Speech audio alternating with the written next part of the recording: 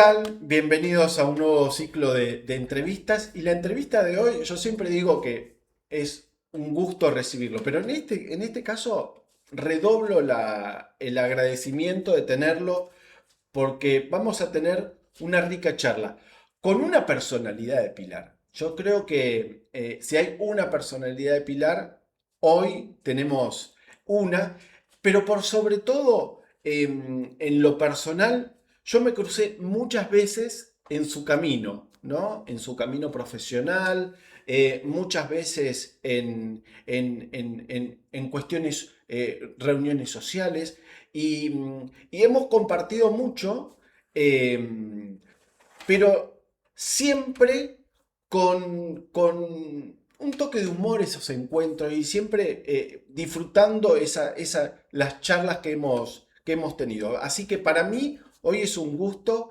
recibir a Manuel Vázquez.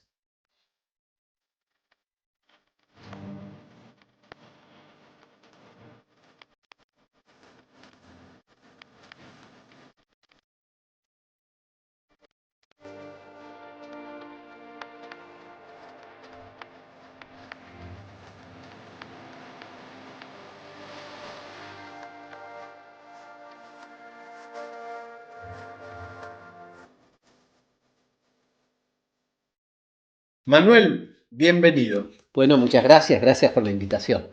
Yo, como dije en la presentación, nos hemos escuchado muchas veces, y siempre uno disfruta principalmente de tu humor, ¿no? Yo creo Es que innato, lo fuiste desarrollando, lo trabajás. no, lo trabajo, sí, lo trabajo cuando escribo obras de teatro, libretos, humorísticos, ahí lo trabajo, pero si no, me surge espontáneamente. En Yo la creo vida que cotidiana vos sos sí, sí, un sí, hombre sí. con mucho humor. Me gusta, no aguanto mucho a la gente deprimida, por ejemplo. Yo Ujú. pienso que todo puede decirse, hacerse con una sonrisa, que no hay necesidad de lo otro, ¿no?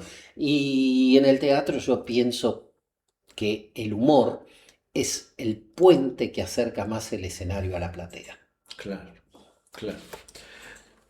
Sos una personalidad de Pilar que tiene Bueno, muchas aristas, muchas aristas. Así que voy a tratar de completarlas todas.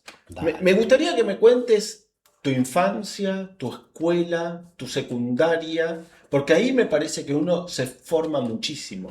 Bueno, yo a pesar de que me siento sumamente pilarense, Todos nos sentimos todos pilarenses. nos sentimos muy pilarenses. Yo no nací en Pilar, Ujú. pero estoy en Pilar desde los 3 años, o sea, mi Claro. familia se Sos trasladó a pilarense. Pilar, no soy pilarense.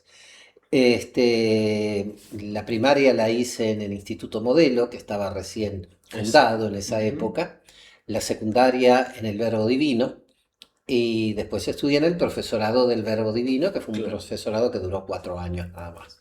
En esa época, Pilar era muy chico como para mantener un instituto de nivel terciario. Claro. Mirá qué diferencia, ¿no? Estoy hablando del 74 aproximadamente. Me imagino que en esos años mozos, mirá cómo te hablo, Sí. la vocación de actoral ya estaba. Sí, Pero ¿qué te hizo decidir la carrera docente? docente. Yo creo que la docencia también es algo, como vos decías, el humor. Es algo que uno trae adentro, ¿no? Ujú.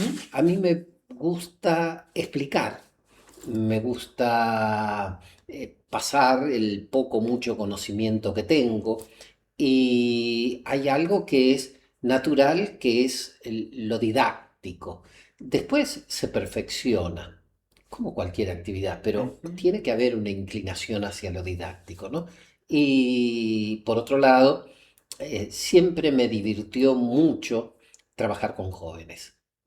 Nunca tuve problemas con mis alumnos, o sea Ujú. que incluso ya antes de jubilarme, donde había una diferencia de edad muy marcada entre ellos y yo, siempre traté de comprender y de aprender de ellos, ¿no? Porque yo creo que en la educación ambos aprenden, Claro. el profesor y el alumno también, Bueno, ¿no? en ese aprendizaje de parte tuya, ¿no? Uno va aprendiendo cómo va evolucionando la sociedad de los Exacto, adolescentes exacto. y su mundo y su cosmovisión también. Porque es todo tan cambiante que si vos quedás con lo que aprendiste cuando cursaste la carrera, bueno, listo, no sirve, ¿no? En poco tiempo queda desactualizado.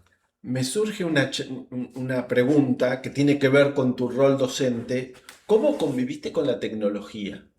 Al principio mal, al principio mal. Me negué a la computadora, por ejemplo, y cuando algunos docentes jóvenes a los que les pedía, por ejemplo, en biblioteca, bájame esto, bájame Ujú. aquello, pero ¿por qué no aprendés, Manuel? No, porque siempre hay un tonto que lo hace por mí, le decía, ¿no?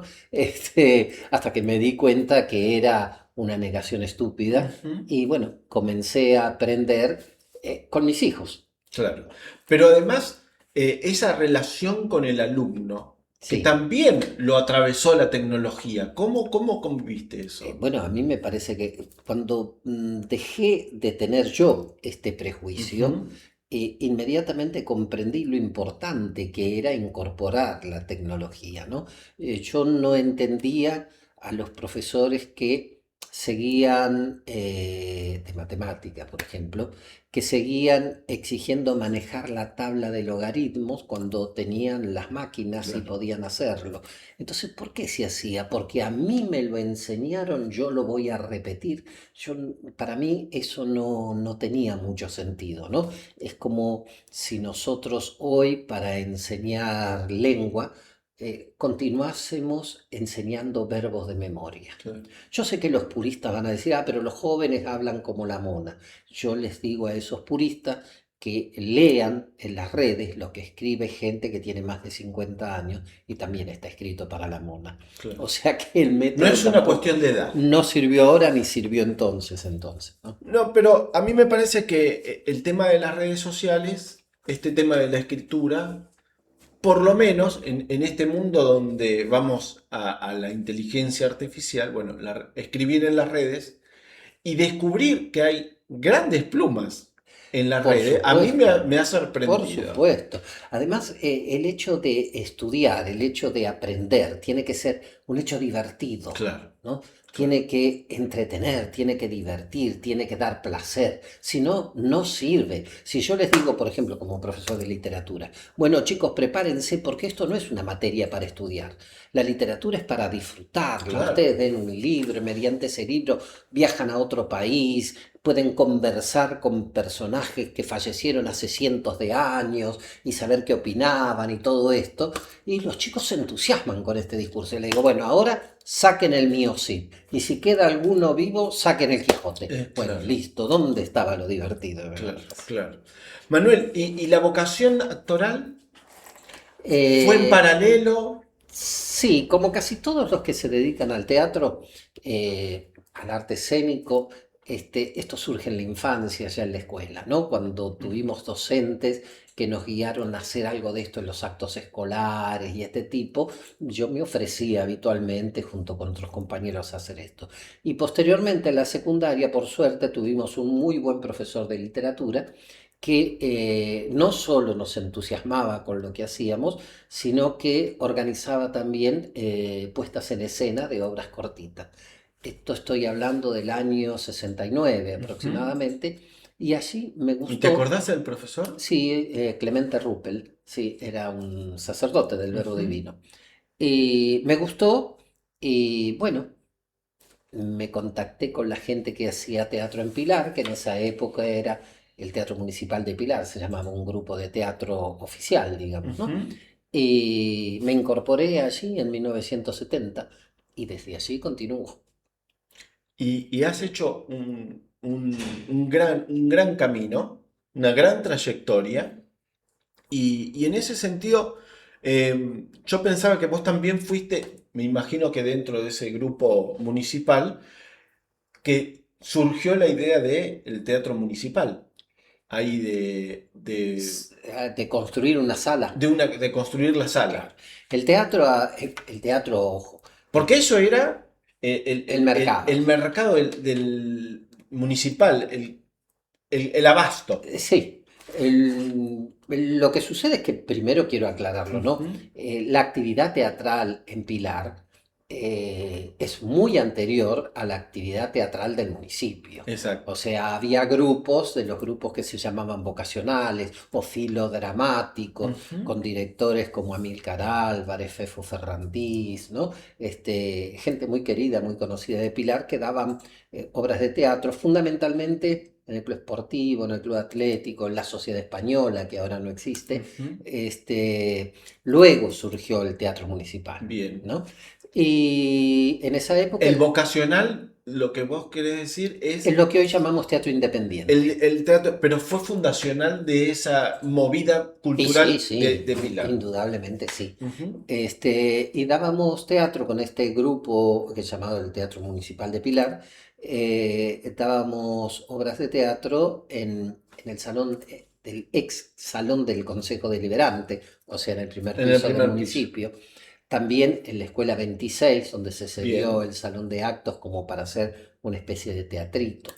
Que es muy lindo además. Muy bonito. Ujú. Y además, a partir de ahí surgió la idea de crear una sala teatral, ¿no? En Pilar.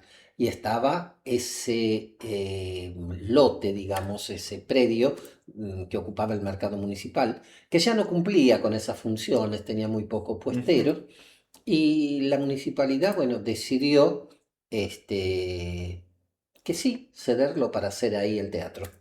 El director municipal, el director de cultura, en esa época era Ángel Alonso.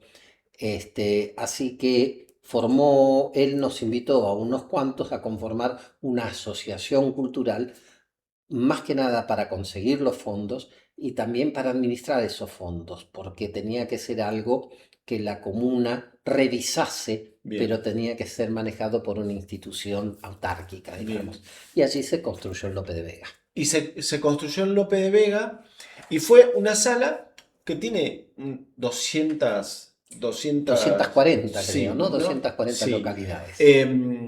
Y que me imagino que para esa época de Pilar era Sobraba. una gran sala. Era una sala Ahora, enorme. con los años, eh, a ver, te voy a decir una cosa. A mí me molesta esa apreciación porque tiene una función más social que comercial.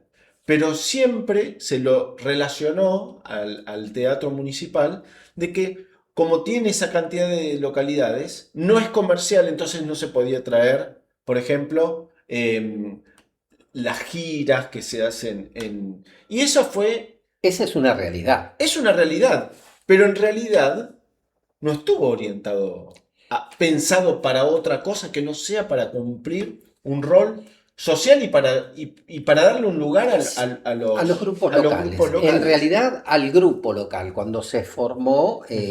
había un solo grupo en ese momento funcionando en Pilar, que era el Teatro Municipal de Pilar.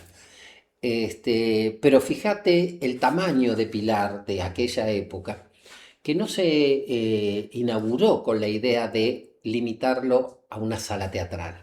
Por eso en sus orígenes se llamó Centro Cultural Lope de Vega, Claro. porque la idea era construir delante, sobre lo que hoy es el hall, y detrás, sobre el espacio que ocupan los Ujú. camarines, construir aulas para el dictado de clases. Esto pasaron muchos años sin que pudiera hacerse. La entidad esta, que se llamaba ACUPIL, Asociación Cultural de Cierto. Pilar, que estaba presidida por la señora de Samarripa, Irma Ujú. Samarripa, bueno, esta entidad se disolvió el teatro se inauguró en 1975 y se disolvió en 1976 después del golpe de Estado. Ahí se disolvió la entidad. Claro, Y el teatro quedó mucho tiempo cerrado claro, porque no sabían cómo encuadrarlo administrativamente. claro, Así claro. que estuvo cerrado hasta que después de a poco se le fue dando una organización.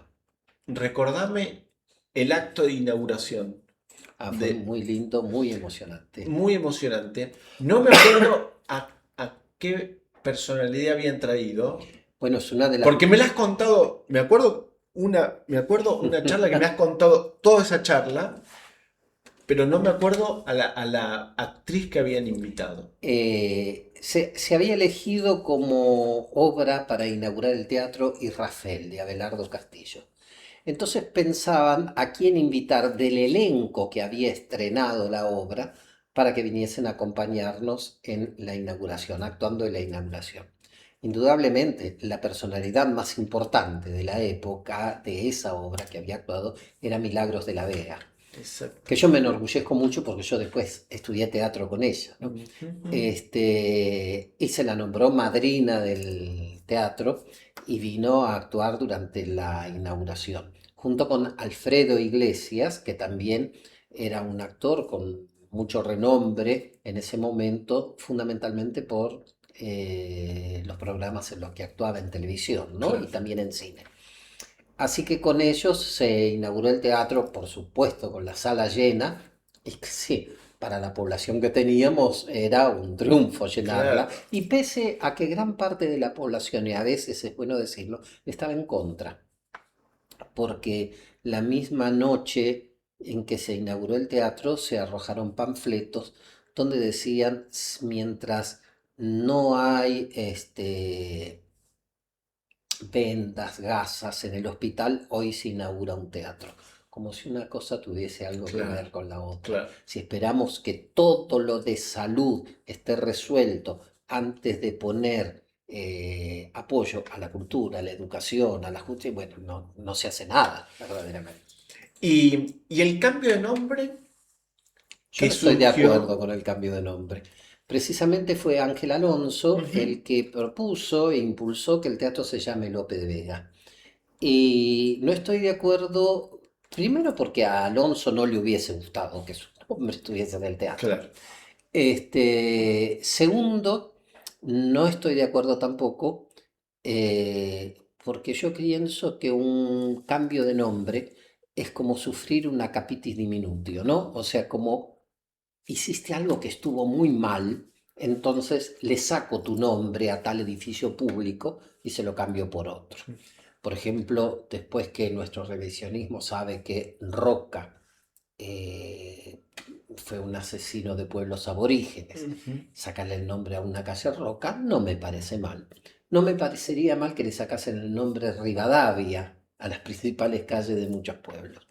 Pero Lope de Vega no hizo nada, como, al contrario, ¿no? Como para que le saquen su nombre. O sea que yo creo que cuando se habla de respetar nuestra identidad, mantener el nombre de Lope de Vega también es respetar nuestra identidad. Y mientras que el nombre de Ángel de Alonso, si se lo quería homenajear, se le podía haber puesto a algún sector interno del teatro. Porque cuando se decidió el nombre, Alonso era me contaste que era el director de cultura. Sí, sí, sí. Y tenía una razón de ser el nombre Lope de Vega. Sí, Lope de Vega es uno, si no el primero, de los autores españoles que nombra a esta región como la región del Plata, como la región argentina, ¿no? Por Plata Ujú, Argentum, ¿no? ujú. O como la tierra plateada o algo por el estilo. Además, bueno, su trayectoria, sus obras, indudablemente ameritan que un teatro lleve su nombre, ¿no? Y curiosamente nunca se hizo una obra de Lope de Vega en el Teatro de Mira México. vos, mira qué dato. Sí, Manuel, te propongo hacer una pequeña pausa. ¿cómo no? Vos que sos hombre también de televisión, que en el próximo bloque nos vamos a meter de lleno en ese tema. Así que hacemos una pequeñísima pausa y ya continuamos con esta interesantísima charla. ¿Cómo no? Lentes diseñados con ayuda de inteligencia artificial para ver el mundo sin límites periféricos. La tecnología exclusiva de Novar permite desarrollar lentes progresivos con cualidades ópticas antes impensadas. Mira para allá, para el otro lado, para arriba, para abajo, con absoluta naturalidad. iLens, tecnología Novar. Ver para creer.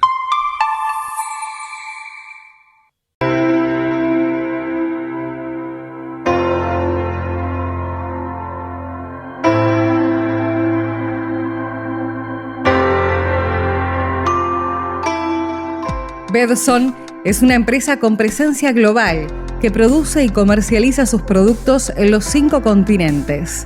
En el mercado, su marca es sinónimo de prestigio y calidad. Sus altos índices de competitividad consolidaron una sólida trayectoria con un futuro prometedor.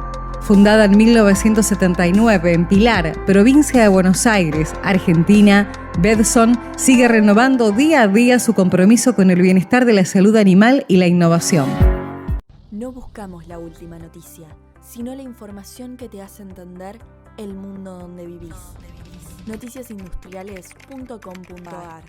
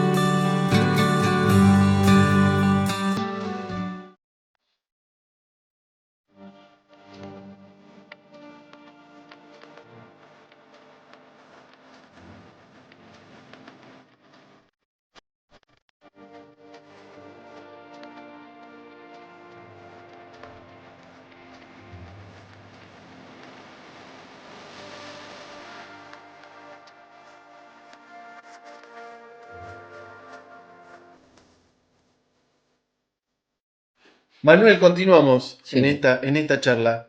Te vuelvo a repetir, yo estoy muy contento de concretarla. Yo también en charlar con vos. Porque me parece que sos una persona tan multifacética que todas las aristas son interesantes. Hablamos de la docencia, hablamos de tu rol actoral, pero vos fuiste también partícipe de los inicios de la televisión local, Ah, sí, sí, sí. con el programa que hoy también tenés al aire. Sí, cambió el nombre porque no es el mismo formato, digamos, Sí, pero en realidad vos hablás de la abuela de la abuela Corina, ¿no? Corina, El personaje de la abuela Corina. Surgió en el antiguo edificio de la Sociedad de Comerciantes, sí. que lo habían cedido en ese momento para festejar el Día del Periodista.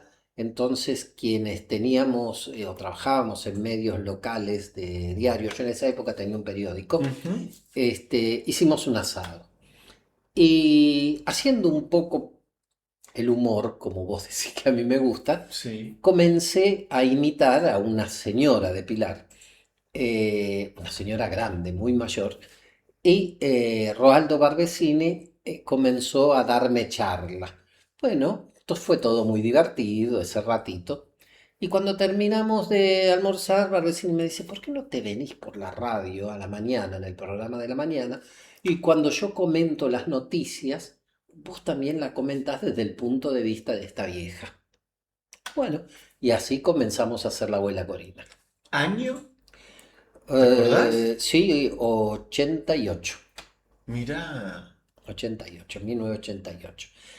Me lo acuerdo muy bien porque fue el año en que nació mi hijo menor. Bien, bien. Tiempo después, cuando comienza, Ahora, discúlpame que te interrumpa. sí, Docente, actor, y te estabas metiendo dentro de otro mundo también. sí, sí, la televisión. La televisión. Sí, raro totalmente, ¿no? Porque surgió también mi idea de charlar con vos. Esto de. Han hecho una nota, creo que Alejandro Lafourcade en el diario, que a mí me sorprende. Hay algunos títulos que están muy buenos, y en eso yo lo celebro, lo de Alejandro Lafourcade, y dice, se apagó la televisión Sí, la local, verdad. ¿no? Y entre toda la gente que había pasado por la televisión inicial de la televisión por cable, ¿no?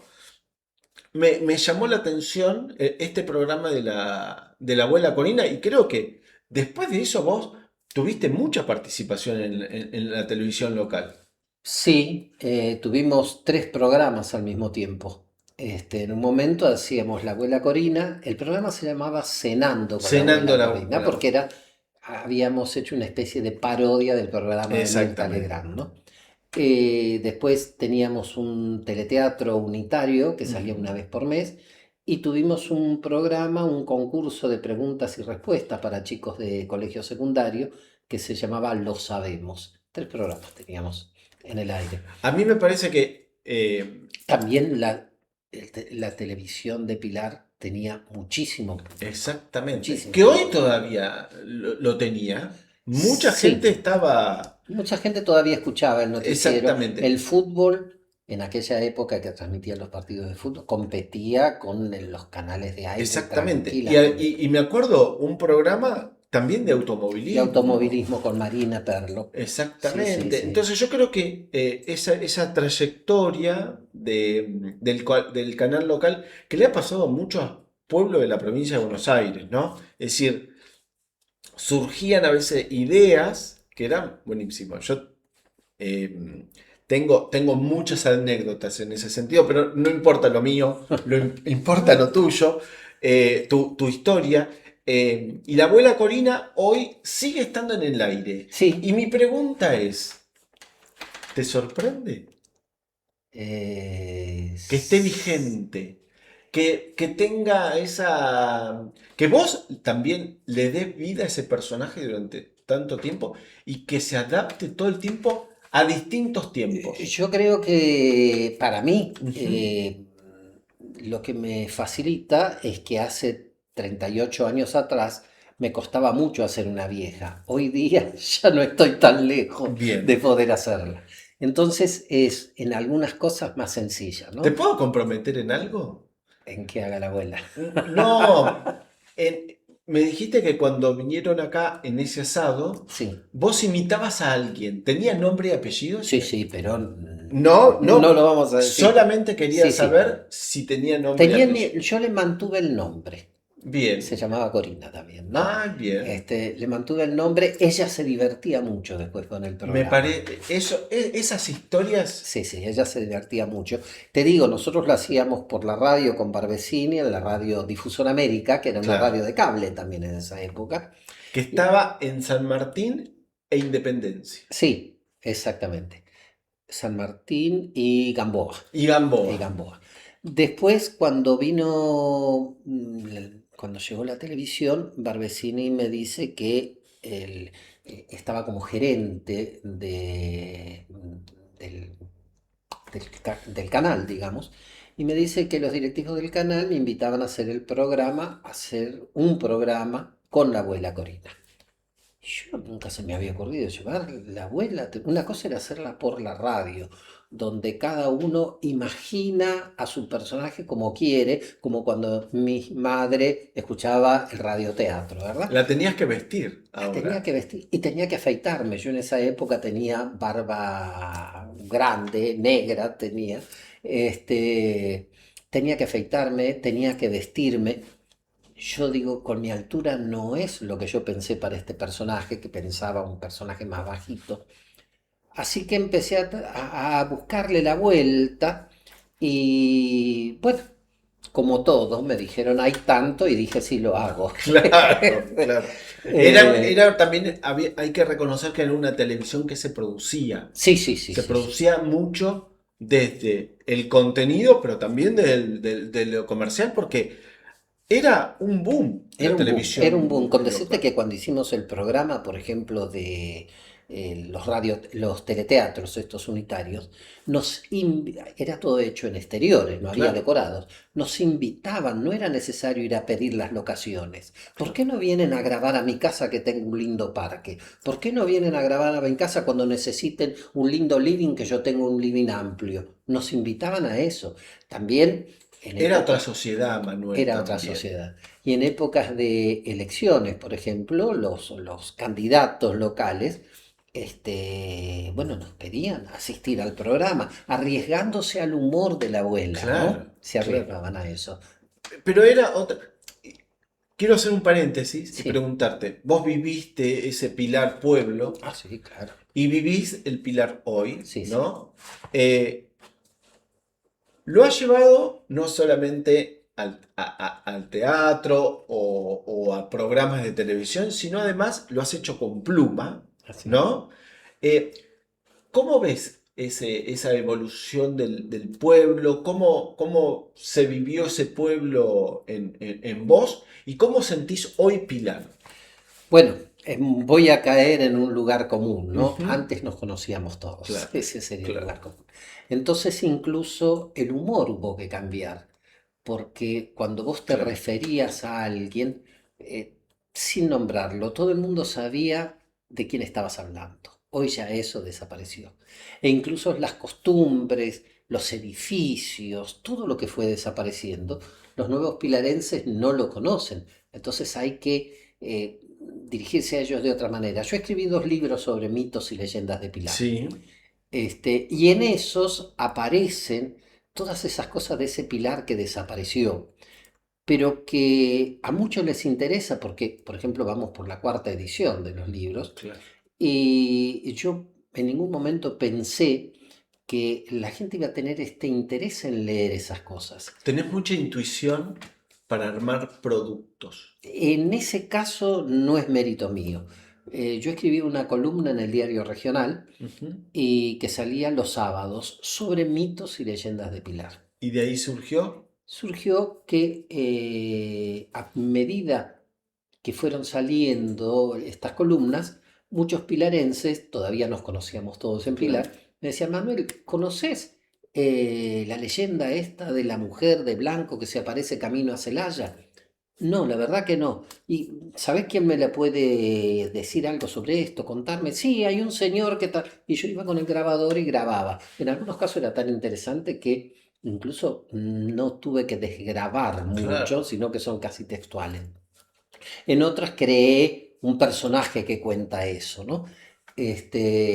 Y lo que y él me invitó a reunir esas columnas para sacar un libro fue precisamente el propietario del diario, Mansilla, Ujú. que yo dije, pero ¿esto a quién le va a interesar? Y él me dijo, lo publicamos, van a ver qué interesa. Y la verdad, él tiene una visión Él comercial tiene. muy superior a la No, mía. pero uno muchas veces tiene intuición Sí. de que algo puede funcionar y, y si no funciona hay que trabajar para que en algún momento Yo funcione. nunca pensé, y tengo que agradecerlo, aprovechar la oportunidad de agradecerlo a los docentes de Pilar, Claro, porque nunca pensé que el libro iba a usarse en los colegios, claro, ¿no? claro. Como una forma de reconocer el pueblo y de Ujú. enseñarlo a los nuevos. Y esto, el libro se vende también porque la maestra lee, por ejemplo, una de las leyendas. El chico que la estudia, la aprende, hablan sobre esto, conversan, va a su casa y la comenta. Y el abuelo que está ahí dice, pero yo esa historia la conozco, ¿de dónde la sacaste? Dice, la leímos en un día. El abuelo es el que compró el Claro, libro. claro.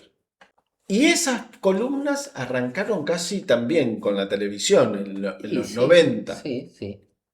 Era una parodia que hacía una crítica a determinada, con humor, siempre con humor, a cosas Pero, del gobierno, pero donde incluso los nombres estaban alterados. contame eso. Claro. Porque yo creo que lo mejor que tenía esas columnas era haber descubierto, ¿no? La forma de nombrar de una manera jocosa a una persona, pero además que la describía de cuerpo entero, Y Manuel. a veces sí, a veces, después, visto con los años, digo, a veces he sido medio cruel con alguno, ¿no? Pero bueno, yo cuando me subo al escenario, estoy dispuesto a que me aplaudan, pero también a que me critiquen. Si no, no Bien. tengo que subir. No, bueno, la Y el que crítica. se pone en un cargo público creo que también tiene que Sí, estar claro, dispuesto a eso. claro. Así que hay que bancárselo.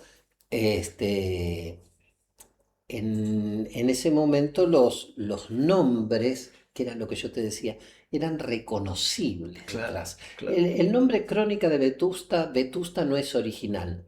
Leopoldo Alas Clarín escribe una novela que se llama La Regenta y que describe en forma crítica la sociedad de Oviedo en Asturias en su Ujú. época, ¿no? Y a mí me impresionó tanto esta descripción, encubierta detrás del nombre de Vetusta en vez de Oviedo, que una especie de homenaje Ujú. a Leopoldo Alas fue ponerle Vetusta, Crónica de Vetusta, a este pilar, ¿no? Pero recordemos los personajes. Sí, era la historia en realidad era un reino, una ciudad-estado, ¿no? Una Una polis, polis, ¿no? claro. Que tenía un rey, que no era por descendencia, sino que era electivo ese rey, Exactamente. ¿no? Y surgió la columna cuando era rey de Vetusta, Pampis I, por Claro. ejemplo, ¿no? Y de ahí tenían sus nombres alterados todos los otros funcionarios.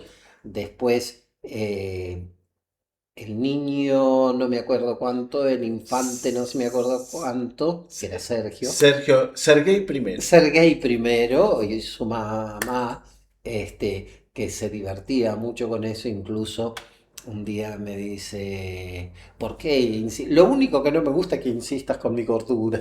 Es verdad. Manuel, A muchos otros no les gustó, ¿no?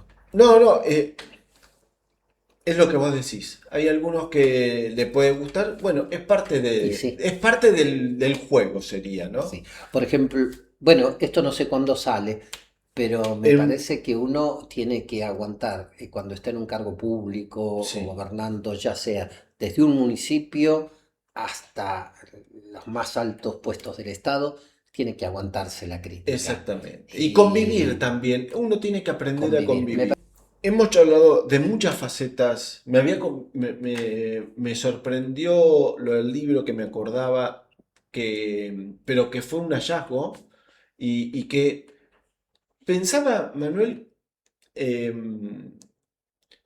uno va pasando los años, van pasando los años, y a mí lo que me pasa cuando uno va pasando los años es que uno, a mí en lo particular, yo no miraba para atrás, ¿no? Pero ahora sí a veces uno mira para atrás para... ¿Qué te pasa a vos cuando mirás para atrás Mm, y mirás todo lo que hiciste, la construcción, la construcción de la personalidad de Manuel Vázquez principalmente?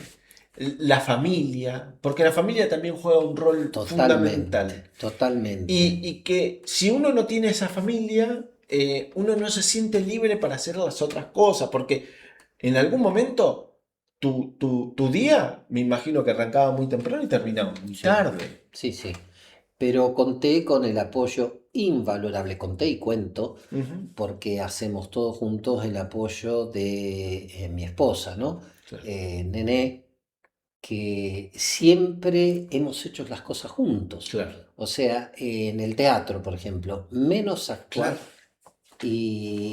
menos actuar y dirigir, todo lo demás lo ha hecho. Es algo así como el alma mater del Piccolo Teatro, de la Unidad Teatral 8. Yo escribo libros, pero quien los vende, quien hace todo ese trabajo, Es es nene, ella, es Nené. claro. Hay todo un trabajo. La abuela Corina, ella se ocupó siempre de la producción, desde los invitados, que era muy difícil cuando estábamos en televisión, en vivo salía el Claro. programa y se te caía un invitado a último momento y tener que llamar a alguien y convencerlo. Eso, desde eso hasta el vestuario de la abuela, el decorado, todo pasaba por vía de Nené. Por eso yo a veces me siento este, como que parezco demasiado egoísta cuando las notas o algo me las hacen a mí. Primero porque a ella no le gusta parecer, pero segundo porque el 50% es de ella. El En 50%, esta charla, sí, en el 50% estuvo nene, sí, sin ¿no? duda, sin Sin duda. duda. No quiero despedirte sin que me cuentes las cosas que estás haciendo hoy.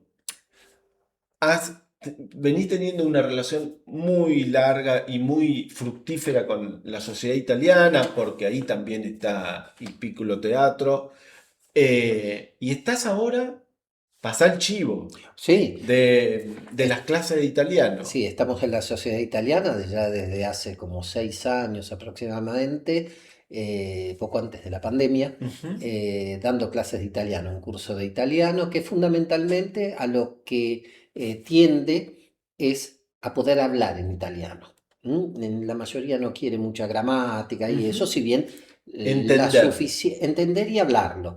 Y la suficiente gramática como para poder rendir el examen para obtener la ciudadanía por matrimonio, que es el Bien. nivel B1 de italiano. Después el que quiere puede seguir, indudablemente. Eso es la sociedad italiana. Con el teatro seguimos con el piccolo ¿Cuántos años teatro. tiene el teatro ya? El grupo de teatro cumple este año 50 años. La Eh, UT8. la unidad teatral 8, exacto. Y Piccolo el teatro debe piccolo tener a teatro. aproximadamente unos 30. 30. Y ahí Este, cuando te das vuelta cuando miro para y es mirás el mucho. camino Yo creo, transitado.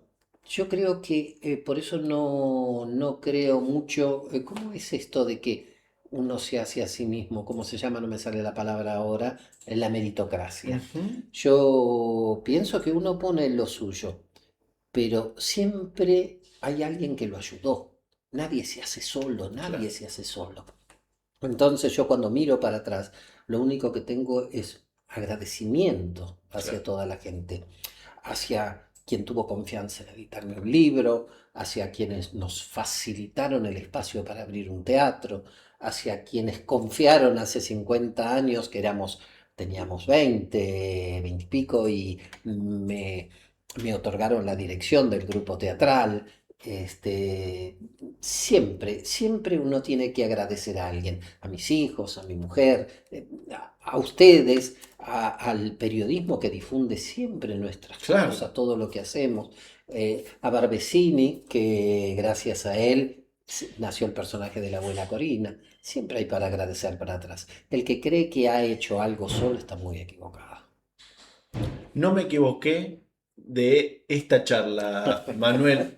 Te quiero agradecer muchísimo este tiempo, esta charla muy valiosa. Siempre es bueno a veces recordar cosas y a veces también, como vos lo hiciste recién, poner nombre y apellido, ¿no? Sí, Roaldo Barbesini fue, bueno, yo cuando llegué a Pilar, él ya era una institución. No tuve la oportunidad de trabajar con él, pero siempre tuve un trato muy amable de parte de él.